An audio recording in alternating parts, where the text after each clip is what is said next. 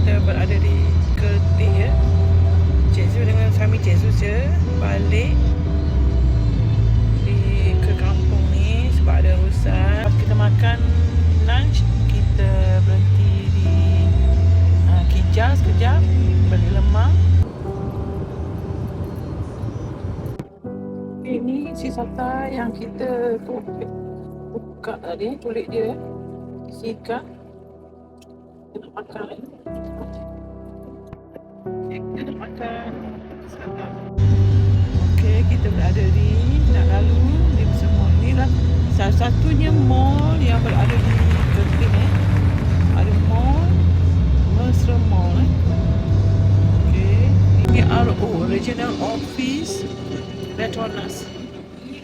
Okey, ni kelab desa kan sebelah driver ni, sebelah kanan Cik Zu ni kelab desa. Cik Zu pernah bekerja kat sini dulu di kelab golf. Kelab golf. Sebelah kerja di kelab desa ni sebagai cook kat sini. Sebab Cik Zu ni ambil jurusan perhotelan di ITM Shah Alam batch 1989. Okey, ni jalan Bukit Bau yang banyak cerita kisah mistik.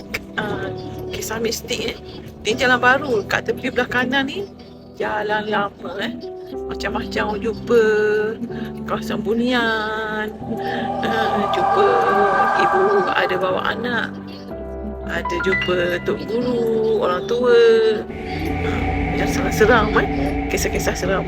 Hutan rekreasi Rempa Bukit Bau. Belah kanan ni, sebelah kanan Cik Zu ni tempat rumah kucing dekat bukit ni ada orang bela kucing. Kucing-kucing yang terbiar tu dikutip.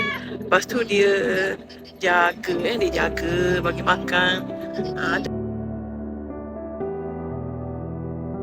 Okey, ni kita dah sampai nak masuk Kampung Mercang Kampung Mercang. Sebelah kanan Cik Zu ni ada sekolah Sekolah Menengah Mercang. Okey, banyak kenangan ni kat Sekolah Menengah Mercang ni. Abang mak Cik Zu ada buat kantin kat sini, kantin asrama. Cik Zu selalu tolong dia lah kat sini. Ni Balai Polis Mercang. Okey, Jalan Mercang. Okey, banyak kenangan ni. Cik Zu lahir kat Kampung Mercang ni.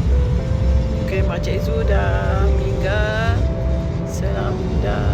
tahun 2021 dulu. Sebelah kanan Cik Zu ni